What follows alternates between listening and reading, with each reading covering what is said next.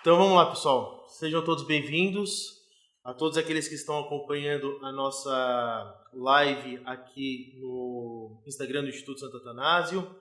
A todos os presentes pessoalmente aqui também, aos nossos amigos, aqueles convidados que estão conosco nesse dia, nessa tarde belíssima de Curitiba. E hoje, para nós tratarmos a respeito de um tema muito interessante, muito importante, e uma homenagem à nossa Santíssima Mãe, que ontem brilhantemente nos deu a graça de ser Nossa Senhora de Fátima. E vamos falar a respeito desse tema que é inesgotável. A mensagem de Nossa Senhora de Fátima, todas as considerações que podemos fazer a respeito do que foi dito por ela em 1917, a gente não esgotaria o tema em tanto tempo que nós desejássemos. Então, um dos pontos importantes que a gente pode começar a colocar aqui é a profundidade da mensagem de Nossa Senhora de Fátima. E voltando aqui só para recapitular, então a gente teria muito tempo e a gente teria muitas coisas para poder falar a respeito da mensagem de Nossa Senhora de Fátima. Então, hoje eu gostaria de tratar de um ponto importante, de um aspecto fundamental da mensagem de Nossa Senhora de Fátima, que é ela estar na correnteza contrária, ela está na contracorrente do mundo. E o tema que eu escolhi para a live de hoje é exatamente esse: Nossa Senhora de Fátima, mensagem contra o mundo. Mas para que a gente comece a compreender um pouquinho mais do que ela está propondo, que é contra esse mundo moderno, contra as atitudes revolucionárias, contra tudo aquilo que foi colocado ao longo do tempo, pelo menos na modernidade, nós precisamos entender um pouco do contexto, porque afinal de contas as coisas elas se dão sempre em um contexto histórico, elas se dão sempre em um momento específico, e nós não podemos deixar de analisar esses fatos, porque muitas das coisas que a gente vai tratar aqui, elas só podem ser entendidas à luz dessas realidades e deste tempo que nós vivemos. Então, o primeiro aspecto é compreender o seguinte: a mensagem foi transmitida em 1917, tá? E o que estava acontecendo nesse período histórico? Em primeiro lugar, estava em curso a Primeira Guerra Mundial, que, ao longo de toda a história da humanidade, foi o conflito mais sangrento e mais violento até aquele momento. Alguns historiadores, alguns analistas de geopolítica afirmam que a Primeira Guerra ela ceifou a vida de aproximadamente 25 milhões de pessoas, deixando cerca de 55 milhões de feridos, gravemente feridos. Portanto, foi um banho de sangue em toda a Europa. Destruiu basicamente o norte da França inteiro, fez com que a boa parte da Bélgica ficasse comprometido, a Europa Oriental completamente devastada, principalmente na Polônia, no oeste da Rússia. Tudo isso faz com que a Europa estivesse em um banho de sangue. E o porquê que aconteceu essa grande guerra mundial? Em primeiro lugar, pelos nacionalismos exacerbados e sem o fundamento da cristandade. Ora, desde a Revolução Francesa, quando os revolucionários pegaram a bandeira tricolor e começaram a sair nas ruas de Marsella gritando a Marselhesa, que veio a se tornar o hino da França, nós tivemos esse surgimento dos nacionalismos. Só que é um nacionalismo que ele está baseado o quê? No Estado-nação, e não mais em uma condição de cristandade. E aqui a gente já vê um primeiro ponto, que nessa revolução no mundo moderno, quando os conservadores ou quando aqueles que defendem a pátria estão querendo propor, é uma defesa das nações modernas e não do espírito da cristandade. E aí, com os nacionalismos em voga e com essas possibilidades de choques entre as nações cada vez mais iminente, a gente teve esse nacionalismo bastante colocado dentro desse contexto de Primeira Guerra Mundial. O outro ponto é o avanço da agenda liberal econômica e da competição industrial.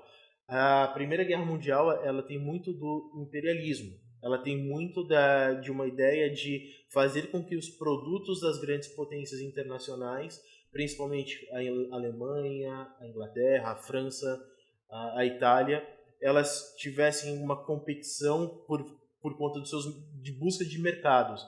E esse avanço da agenda liberal já mostra um outro ponto importante. Não existe mais o princípio de subsidiariedade, não existe mais a solidariedade católica, e aqui a gente vê uma competição exacerbada dentro da economia. E o terceiro ponto são os movimentos socialistas, os movimentos comunistas que estavam tomando forma na Europa desde a segunda metade do século XIX. Isso na Comuna de Paris, é o primeiro momento em que o socialismo ganha relevância, e também depois na Alemanha, no final do século XIX, com o surgimento do Partido Social Democrático fundado por Rosa Luxemburgo. Então, esse é um primeiro aspecto, ou seja, a Europa em caos, a Europa exacerbando todas aquelas tendências revolucionárias que estavam impostos desde a Revolução Francesa e, podemos dizer, até desde a Revolução Protestante. O segundo ponto importante desse contexto que nós estamos falando da mensagem de Nossa Senhora de Fátima é a Revolução Russa de 1917, que faz com que, pela primeira vez, um projeto socialista, um projeto verdadeiramente baseado nas teses de Karl Marx e Engels, ele é colocado em voga. E Lenin, ele conta, e aqui é uma coisa que ninguém fala, o Lenin conta com a ajuda dos alemães para chegar até a Rússia para iniciar a Revolução, para desestabilizar o quê? Desestabilizar a dinastia Romanov. Então, a gente vê esse aspecto importante de solapar as sociedades tradicionais para colocar em marcha uma grande revolução. Um outro ponto importante é que, a partir de outubro de 1917, Lenin ele vence os liberais, ele propõe as suas famosas teses de abril, e essas teses de abril elas vão ser colocadas em marcha para fazer com que a Rússia se torne de fato comunista. E o terceiro aspecto importante é que no México, a Revolução Mexicana ela atinge o seu pináculo. Em 1917 é aprovada a Constituição Mexicana. E o que essa Constituição traz de elementos revolucionários? Em primeiro lugar, é uma Constituição liberal. É uma Constituição feita pela maçonaria, em grande medida, que tenta solapar todas as bases nas quais o México se fundou, todas as grandes ordens religiosas que estavam lá começaram a ser perseguidas, e aqui a gente já vê este elemento importante. O segundo ponto é que ela é eminentemente anticatólica. O México ele tinha na sua Constituição pregressa a religião católica como oficial, era um Estado confessional. E o terceiro aspecto é que o Estado tinha a permissão para tomar posse dos seminários, das paróquias, de todos os bens da igreja, caso fosse necessário para o Estado. Então, a gente vê que aqui na Europa pegando fogo, a Rússia pegando fogo também na sua revolução. Nas Américas a gente vê um movimento revolucionário maçônico que vai destruindo a ordem tradicional católica no México. Tudo isso colocado posto. E em 1918, um pouquinho depois, mas dentro desse mesmo contexto, a maçonaria ela atuando para criar uma ordem internacional liberal pelo Tratado de Versalhes, que vai fundar a Liga das Nações. Isso tudo posto, a gente chega a uma conclusão. Ora, é um momento, esses primeiros 20 anos do século XX, certo?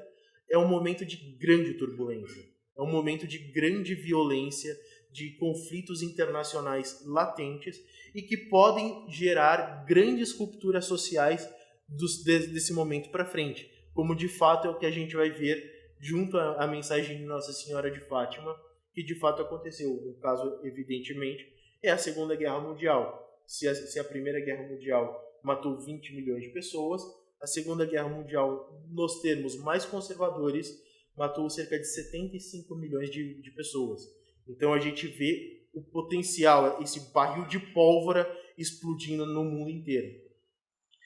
Dito tudo isso, é necessário a gente colocar a posição da Igreja Católica nisso tudo. Como é que estava a Igreja nesse momento? E ela é marcada por 2 grandes papados. O primeiro papado de São Pio X, que termina em 1914, e depois o papado de Bento XV. São 2 papas que vão ter, nessas primeiras 2 décadas do século XX, a responsabilidade de levar a cabo o projeto de defesa e o projeto de expansão da cristandade. Vamos começar primeiro falando do Papa São Pio X. São Pio X é um papado de continuidade e de aprofundamento de todo o combate que foi iniciado por Leão XIII. Leão XIII ele percebeu todos os problemas políticos, sociais, e percebeu também que a cristandade vivia um problema espiritual. E era por isso que ele colocou um exorcismo. Ele sabia que era importante que a batalha fosse travada no campo espiritual. Tanto é que ele escreveu um exorcismo, ele escreveu Aeterni Patris para que as pessoas, e principalmente os seminários, voltassem a estudar Santo Tomás. Escreveu a Immortali Dei, a Rerum Novarum, todas essas encíclicas que vão ajudar a pontuar os problemas sociais. E aí, São Pio X, ele dá continuidade a esse ponto, só que em algumas ênfases diferentes de Leão XIII. O primeiro ponto é que houve reformas litúrgicas dentro da Santa Missa por São Pio X. E qual que foi uma reforma litúrgica importante aqui? Quantos gregorianos voltando a participar da Santa Liturgia? Por quê? No final do século XIX e início do século XX, era muito comum músicas barrocas e polifônicas dentro da Santa Missa. E em algum aspecto o canto gregoriano foi deixado de lado.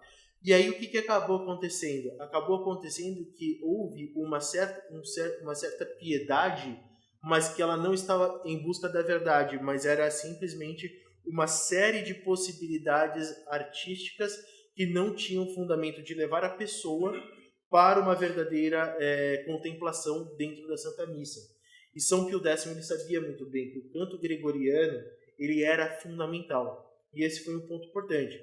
E aqui o que a gente pode tirar de lição? A Igreja, naquele momento, sabia o que precisava ser feito e atuava para que a mensagem de Nosso Senhor Jesus Cristo fosse dada continuidade. E o segundo ponto importante do papado de São Pio X é que na luta contra o modernismo ele colocou a Patiendi Dominiti Gregis, que é basicamente um juramento antimodernista, fundamental que todos os sacerdotes e todos aqueles que iriam oferecer o santo sacrifício na missa tivessem assinado, tivessem colocado o seu consentimento, que basicamente acabava com 3 pontos importantes desse modernismo, desse espírito dos tempos, por assim dizer. Primeiro, a relativização do inferno. No final do século XIX, no início do século XX, muitos católicos começaram a achar que o inferno não existia.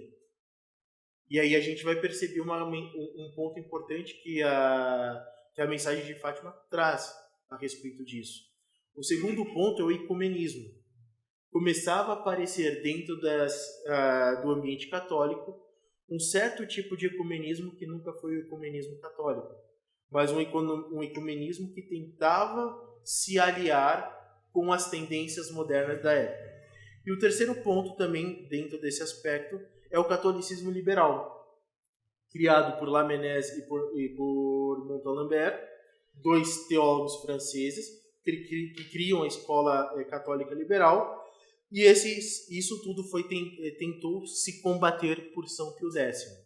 E para fechar esse combate dentro do papado de São Pio X, ele escreveu o Catecismo Maior dele, de São Pio X, porque ele sabia muito importante que a liturgia e esse combate teológico-filosófico, eles só seriam bem aplacados se houvesse um trabalho de base. Se os católicos estão se perdendo e se os católicos estão começando a adotar teses que são contrárias àquilo que é a verdadeira tradição, o magistério e as Sagradas Escrituras, existe um problema de catequese, existe um problema de fundamento aqui. E São Pio X, ele sabia que o remédio para reverter tudo isso era por meio de um bom catecismo e de boas catequeses dentro das paróquias. Sem isso, tornaria-se impossível esse combate. Então, este é o papado de São Pio X, que já estava em contrariedade com todo o mundo moderno que se apresentava. Era um mundo moderno de avanços tecnológicos, de positivismo, de esperança que o futuro sempre vai ser melhor. E aqui, São Pio X já fazendo esse combate, já apontando que para o mundo ser melhor, é necessário que a verdade seja colocada como centro, e não esse relativismo torpe que todos os progressistas, os liberais e inclusive os conservadores tentam colocar para nós no dia de hoje. O segundo papado importante foi de Bento XV, e ele foi eleito em 1914, quando do estopim da Primeira Guerra Mundial. Então, a Primeira Guerra Mundial ela começa no fim de 1914, em novembro, e ela vai, e Bento XV ele é eleito neste período. Então, qual foi o principal tema do seu pontificado? Primeiro ponto, ele escreveu uma encíclica chamada Ad Beatissimi, que era, sabendo que o mundo inteiro estava em conflito, e sabendo que todas as nações padeceriam, qual que era a posição da igreja para reverter tudo isso?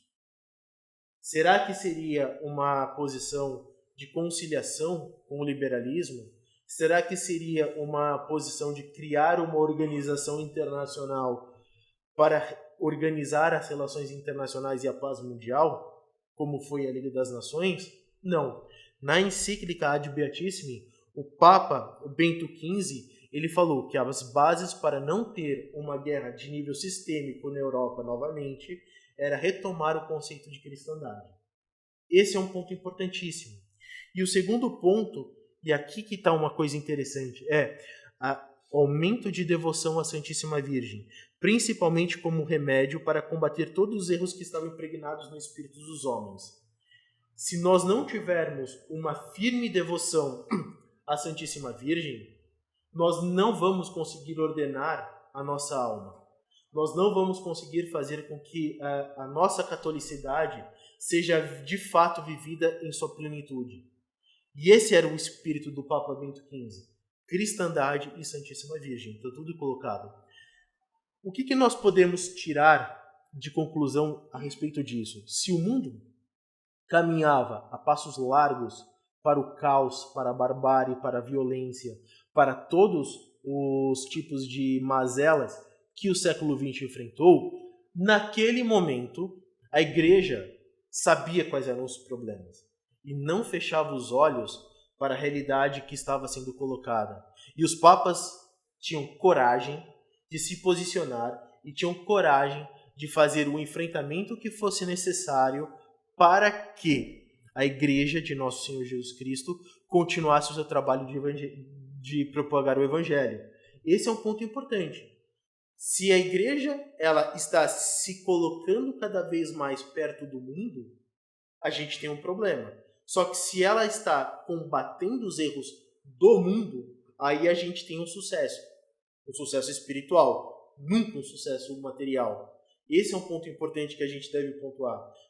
A igreja ela tem sucesso quando ela leva almas para o céu, e não quando ela está acumulando prestígio ou coisa assim. Então a gente precisa pontuar essas coisas da maneira bem clara, porque hoje, aparentemente, apostolados, os padres, os sacerdotes, muitos deles, infelizmente, estão querendo holofotes, estão querendo serem famosos. Não que eles querem ter um compromisso claro e patente com as almas do seu rebanho. Esse é um ponto importante. E aqui a gente vê duas realidades e dois pontos bem em contrastes que estão se chocando. Pois bem, feito esse preâmbulo, feito essa primeira parte da exposição, a gente passa para a mensagem de Nossa Senhora. E quais foram os 3 pontos importantes que Nossa Senhora levantou? O primeiro deles, a visão do inferno que Nossa Senhora passa aos pastorinhos, mostrando o horror sobre o inferno e como que as pessoas são descaracterizadas por conta do seu pecado. Esse é um ponto importantíssimo. Ora, se os católicos liberais e se o sentimento católico desse início do século XX estava se colocando de que talvez o inferno não existisse, Nossa Senhora veio e disse, a primeira coisa, a mensagem do inferno aqui, ó. O inferno existe, ele está cheio. Se nós não obedecermos os mandamentos e vivermos uma vida de santidade, nós não temos outra escolha senão o caminho do vale de lágrimas eterno. E esse é um ponto importante que Nossa Senhora está falando. Veja, a Mãe de Deus, sabendo que o seu filho padeceu na cruz, padeceu pelos nossos pecados, sabia da existência do inferno, e ela veio trazer tudo isso. Ou seja, católicos, acordem, o inferno existe e não podemos achar que todas as pessoas serão salvas. Este é um ponto importantíssimo. Então, observem bem a realidade. E Nossa Senhora, como sempre está calcada na realidade das coisas, ela vai trazer a verdade dos fatos. E a verdade é essa, o inferno existe. Segundo ponto, a necessidade premente de ter devoção ao Imaculado Coração de Maria como fonte de graças e principalmente conversão. Uma forma que Nossa Senhora colocou como forma de obter conversão e perdão dos pecados por meio das comunhões separadoras. O que isso tudo quer dizer? Nossa Senhora sabia, como poucas, e como uma posição claríssima que ela tem como ser mãe de Deus, que a conversão das pessoas só vem se tiver um profundo amor pela Eucaristia. Uma devoção perfeita, plena, com toda a devoção católica ao Santíssimo Sacramento do altar. Por isso que ela fala sobre as comunhões separadoras. Veja, a gente só vai se converter se a gente comungar bem. A gente só vai ter aquele amor por nosso Senhor Jesus Cristo se a gente desejá-lo ardentemente na Eucaristia com a maior frequência possível. Isso não é possível, para um católico não é possível ter a vida espiritual bem ordenada se ele não deseja o Santíssimo Sacramento. Então ela sabia que a pedagogia da conversão passa pela Eucaristia. Por quê? Porque se para antes vir a Eucaristia, antes deve vir a confissão, antes deve vir o arrependimento. Então, é a comunhão, o arrependimento, tudo que vai confluir para que as almas dos católicos e as almas de todas as pessoas sejam ordenadas para Cristo. Terceiro ponto, consagração da Rússia ao Imaculado Coração de Maria. Importante questão política para os erros e das doutrinas propagadas por Moscou desde a década de 10 do século XX. Então, o que é importante aqui? Nossa Senhora está falando muito bem claro. Se os erros da Rússia vão ser combatidos, se ela for consagrada ao Imaculado Coração dela, o que é o plano de fundo? Que os Estados devem professar a fé católica. Que os Estados não podem ser laicos. Nós devemos ter Estados confessionais católicos que defendam a única e verdadeira religião possível, que é a religião católica. E ela sabe que se for laico, que se for um Estado ateu, se for qualquer outro tipo de Estado que não professe isso, vai espalhar os erros. Ainda mais os erros de uma última das revoluções, que é o comunismo, que traz uma visão materialista da história e do homem, que vai acabar na pior das barbáries, como de fato aconteceu com a Rússia. A gente tem diversos casos, tanto de prisioneiros políticos indo para os gulags na Sibéria, como o Holodomor na Ucrânia, como os massacres na floresta de Katyn depois. Tudo isso é uma consequência desse regime materialista. Então Nossa Senhora está colocando muito, muito bem a respeito dessas considerações, desses erros modernos dentro da política, essa questão social que ficava cada vez mais em voga, porém, Nossa Senhora afirma, só é possível a paz que ela garantiu que teria se fosse consagrado ao seu Imaculado Coração, se houvesse a volta da cristandade. E esse é o ponto do retorno do reinado social de Nosso Senhor Jesus Cristo, que é o retorno à cristandade. Por fim, Nossa Senhora ela traz pontos importantíssimos a respeito de penitência e de conversão em todas as suas mensagens. E aqui o que está colocando aqui? Que a mensagem católica e a mensagem que Nosso Senhor trouxe dessa via de penitência, passar pela porta estreita para que nós possamos chegar ao céu, sempre foi retomada por Nossa Senhora. Então nós não podemos em nenhum momento esquecer que a vida de um católico é uma vida de sacrifício. Sacrifício pela igreja, sacrifício pelos outros e sacrifício principalmente para combater a si mesmo, porque a carne e a concupiscência gritam muito alto depois do pecado original. Então nós temos essa realidade, esse ponto importante. Esses 3 pontos vão nortear toda a mensagem de Nossa Senhora em Fátima. E aqui a gente começa a tratar dos problemas do mundo moderno à luz da mensagem de Fátima. Primeiro, o mundo moderno não acredita mais no inferno, como eu estava falando. Boa parte dos teólogos católicos modernos e dos religiosos acreditam que o inferno não será uma realidade para a maioria das pessoas. Por quê? Porque estão fiando-se no amor misericordioso de Nosso Senhor Jesus Cristo. Deus é pura misericórdia, Deus é puro amor. Ora, como que pode haver inferno, sendo que Deus é essa realidade tão boa, que ama tanto o ser humano? Espera lá, mas e a justiça de Deus? Veja, o céu é eminentemente bom. O céu é eminentemente bom. E não pode ter algo de mal dentro de algo bom. Então, para que algo bom, algo ruim, vá para um lugar bom, ele precisa tornar bom. Isso é um ponto importante. Então, por isso que existe o purgatório, para que nós purifiquemos inteiramente, para que nós possamos chegar a Jerusalém Celeste. Este é um ponto importante. E aqui tem um teólogo que é conhecido por muitas pessoas, e muitos acham que ele é um baita de um teólogo, que é Hans Ulrich von Balthasar. Ele fala que todo católico deve esperar que o inferno esteja vazio, porque isso é uma esperança da misericórdia de Deus. Espera aí, não funciona assim. Nós precisamos ter uma vida de acordo com os mandamentos, uma vida em graça, uma vida de acordo com aquilo que Nosso Senhor Jesus Cristo fala. E Nosso Senhor, em todos os momentos, ele fala sobre o inferno. Fala que a porta é estreita, que ele pergunta que se ele voltar, haverá fé entre os homens. Ele fala que quando as pessoas derem conta da realidade dos seus pecados, haverá choro e ranger de dentes. Ou seja, todas as vezes que Nosso Senhor está falando para uma vida de conversão, para uma vida de arrependimento, para uma vida que brota do coração dele, para que essa vida seja vida em abundância, ele fala dessa realidade do inferno. E isso é um ponto importante.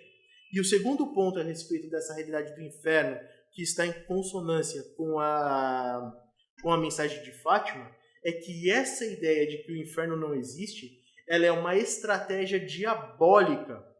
Por quê? Porque se o diabo é o pai da mentira, e ele quer levar a maior parte das pessoas para o inferno, para a casa dele, a primeira coisa que ele deve fazer é falar que ele não existe, falar que o inferno não existe, para que as pessoas esqueçam esse combate espiritual, esqueçam esse plano fundamental da vida católica, que é o combate ao mal e a busca pelo bem. Então a gente pode perceber que o século XX ele é um século dominado pelo diabo.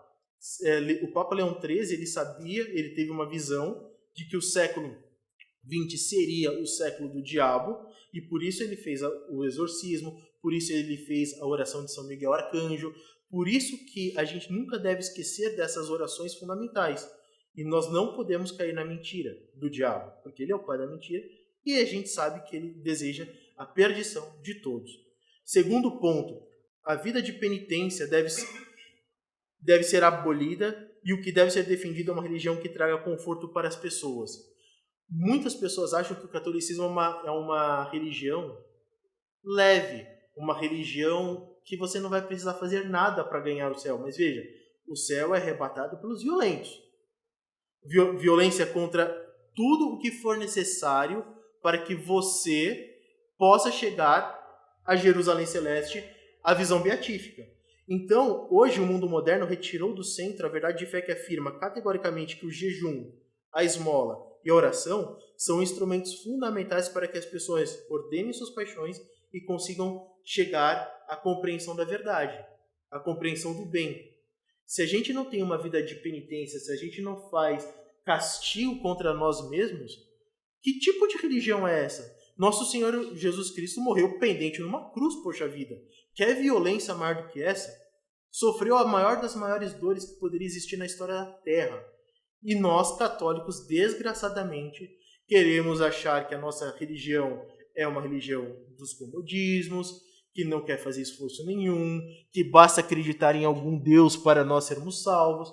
Peraí, gente, não funciona assim. Isso é fruto do quê? De uma alma desordenada, pautada pelo sentimentalismo, infelizmente penetrado em muitos dos locais católicos, que hoje querem ter o fogo ardente do Espírito Santo, mas não querem ter uma vida de comprometimento com as verdades de fé, com as verdades que são calcadas, o mínimo do catecismo, quer arder no Espírito Santo, mas querem utilizar camisinha, querem utilizar métodos anticoncepcionais, não querem estar aberto à vida, não querem praticar a abstinência de carne às sextas-feiras, e aí utiliza-se de diversos subterfúgios para poder ter esta possibilidade que é recente, mas o Código de Direito Canônico ainda se mantém inalterado. Isso é um ponto importante. Cadê as nossas penitências? A penitência do falar, de não ficar expondo, de não ter maledicência, que virou, inclusive, fato consumado entre nós católicos. Nós precisamos ter esta vida bem ordenada, bem regrada. Sem isso, não vai ser possível. E Nossa Senhora falou penitência, penitência, penitência. 3 vezes a palavra penitência. É igual Nosso Senhor diz, em verdade vos digo. Então, isso é muito, muito verdadeiro. Está calcado na mais pura antropologia e na teologia católica. Terceiro ponto importante que a gente pode fazer uma leitura da mensagem de Nossa Senhora de Fátima do mundo moderno. As nações não precisam se colocar aos pés de Nosso Senhor Jesus Cristo. E os países devem manter uma posição de neutralidade. Para os católicos modernos, é necessário que esse ecumenismo ele seja elevado à 10ª potência. E aí a gente precisa ter esse respeito humano com as religiões das outras. E aqui eu falo religiões, mas de uma forma simplesmente para que vocês possam entender, porque religião só existe uma mesmo, que é a fé católica, porque religar o homem com Deus, qual que é a única que faz isso? A religião católica. Nenhuma outra vai ligar você com Deus, vai te levar no mínimo ou para uma situação de misericórdia pura, ou vai te levar para o abismo do inferno. Extra ecclesia nulla salvus. Então é isso que a gente deve colocar. Fora da igreja não há salvação. E por fim, a gente pode ver que o reinado social de Nosso Senhor Jesus Cristo é condição imprescindível para que haja a restauração da civilização cristã e que ordene tudo. Então a gente precisa enxergar a mensagem de Nossa Senhora de Fátima sobre essas luzes, sobre essas condições. É sobre este olhar que a Santíssima Mãe de Deus quer que nós vejamos a mensagem dela e por mais nenhuma outra. Porque a partir daqui a gente vai conseguir ver quais são as ações fundamentais que nós católicos devemos ter para reverter toda essa situação e reverter esse horror ao inferno que Nossa Senhora trouxe em Fátima. Primeira coisa para revertermos essa situação e restabelecer a cristandade. Restabelecer uma boa catequese e reafirmar a doutrina de Nosso Senhor Jesus Cristo, que nos transmitiu única e exclusivamente pela Igreja Católica como sua esposa fiel. Para os leigos, uma mensagem para os leigos a fazer isso. Ponto número 1. Viver bem a fé no estado de vida. Não adianta nós, católicos leigos, queremos viver como sacerdotes. ou querendo viver estudando teologia da mais profunda, estudar com toda a sua profundidade os temas mais espinhosos de moral. Não é o nosso papel como leigo fazer isso. O nosso papel fundamental é viver bem a nossa fé no estado de vida, porque é aqui que nós vamos nos santificar. Viver os deveres de Estado de forma impecável. Se vocês são casados, amem profundamente as suas mulheres. Se vocês têm filhos, eduquem os seus filhos para que eles não se percam. Ensinem a devoção do Santo Terço para eles desde a mais tenra idade. E assim você vai garantir que os auxílios da Divina Providência vão encaminhar na sua vida. Outro ponto importante, estudar os elementos de fé baseados num bom catecismo. Isso é muito importante. Por quê? Porque com uma boa catequese, com um bom entendimento a respeito dos dogmas e da vivência católica, não vai ser difícil debelar os erros que estão em voga tanto aqui na nossa modernidade. Portanto, esse é um ponto importantíssimo para que a gente possa se colocar. Segundo ponto, como contribuir para os sacerdotes? O que nós podemos fazer para os nossos sacerdotes para que eles possam viver essa vida de fé? Ajudá-los na formação. Hoje, infelizmente, muitos dos seminários, eles não possuem bons livros, não possuem boa teologia, tem professores que são comunistas, liberais, de toda sorte. Então, um dos pontos que a gente pode ter importantes aqui é ajudar os sacerdotes na sua formação. Outro ponto, apoiá-los quando são reprimidos ou pressionados a largarem a batina ou a liturgia correta. Então, esses sacerdotes que estão sendo perseguidos por esse estado da crise, por essas pessoas que não desejam viver a vida católica e infelizmente estão dentro da igreja, nós devemos apoiar esses bons sacerdotes. Passar a mensagem clara. Sacerdotes que desejam viver a fé católica de verdade, nós estamos com vocês. Não tenham medo de nos procurar. Este é um ponto importantíssimo. E saber que os leigos devem estar dispostos a ajudá-los de todas as maneiras. Este é o primeiro ponto. Afirmar boa catequese, viver o estado de vida e defender os bons sacerdotes em qualquer situação. Segundo ponto importante para que nós revertamos esse quadro contra o mundo moderno. Buscar uma vida de devoção de acordo com a tradição católica. As devoções ao Sagrado Coração de Jesus e ao Imaculado Coração de Maria não são acessórias. Nós precisamos resgatar essas duas devoções de forma urgente, para que as comunhões separadoras, para que o coração sacratíssimo de Nosso Senhor e para que o Imaculado Coração de Maria sejam defendidos, venerados e adorados por todos nós. Porque nós não somos uma religião, nós não temos, uma religião espiritualista. Nós temos uma religião fundada na união hipostática, é verdadeiro Deus e verdadeiro homem, certo? É assim que o credo niceno-constantinopolitano afirma. E qual é a consequência disso? Nós adoramos a carne de Nosso Senhor. Aquele coração que tanto pulsou sangue por nós deve ser adorado. A carne, a humanidade de Nosso Senhor. Isso é muito importante que nós façamos. Segundo ponto importante, devoção à Eucarística e frequência assídua ao sacramento da penitência. São duas asas que irão equilibrar a alma do católico para que ela possa chegar a Jerusalém Celeste. De um lado a gente tem o arrependimento e do outro o alimento da alma católica. Sem comunhão e confissão frequentes, jamais um católico chegará ao céu, jamais chegará a ser santo. E nosso Senhor Jesus Cristo diz, para que nós sejamos perfeitos, nós precisamos viver de acordo com aquilo que Ele nos pediu. Terceiro ponto, as pessoas devem saber quando encontram um católico, não por sua vestimenta apenas.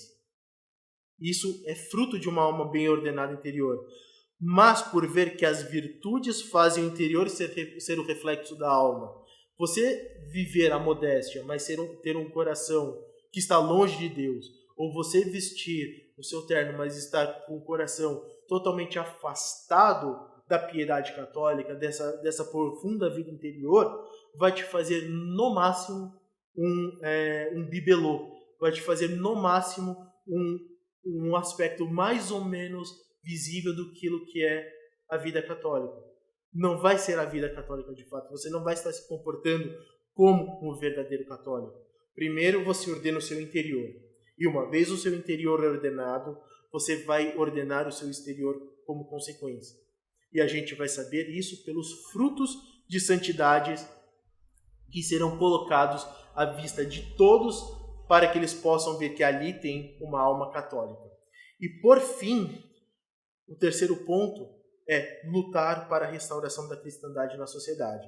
E aqui são 3 pontos e eu fecho. Primeiro, participação em apostolados de acordo com a vocação da alma de cada um. Não desperdiçar. E o que isso quer dizer? Se você está em uma cidade e essa cidade tem um apostolado e você se identificou com ela, com esse apostolado, vá, frequente, vê e coloque a sua alma naquele apostolado. Porque a soma de diversos apostolados que estão defendendo a fé católica vai ordenar a sociedade inteiramente para o reinado social de nosso Senhor Jesus Cristo. Então nós devemos fazer isso com todos os pontos possíveis. Outro ponto, não desperdiçar os talentos que Deus nos deu, mas ao contrário, se gastar e doar para que o reinado social de nosso Senhor Jesus Cristo seja propagado. Então vocês, católicos, e nós todos como católicos em geral, não tenhamos medo de doar o nosso tempo, de doar os nossos dons, de fazer com que os nossos talentos se frutifiquem para o reinado social de nosso Senhor Jesus Cristo.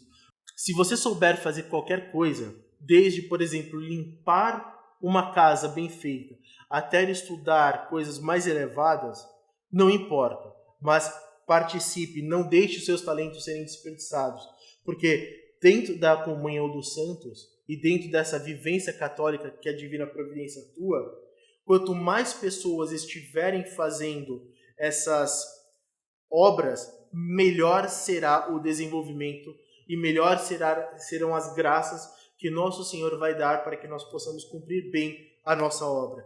Então, participar de apostolados de acordo com a sua vivência, com as suas possibilidades, não desperdiçar os seus talentos, ir atrás, buscar, ser firme nas coisas. Este é um ponto importante. Segundo ponto, vida de estudo séria e ordenada. O católico precisa ser capaz de compreender quais são seus inimigos e quais são as armas necessárias para combatê-los. Somente assim nós vamos resgatar a cristandade da maneira correta. Então estudem muito bem. E o que significa estudar muito bem? Passar a vida nos livros, debruçada nos livros? Não. Mas significa que nós devemos, no tempo que estamos estudando, seja 2, 3, 4 ou 5 horas, o que você tiver disponível de tempo, ter o seu coração destinado ali dentro. Ter o seu coração ordenado para que tudo isso aconteça. Isso é muito importante. E por fim, mostrar o bem que a cristandade trouxe ao mundo.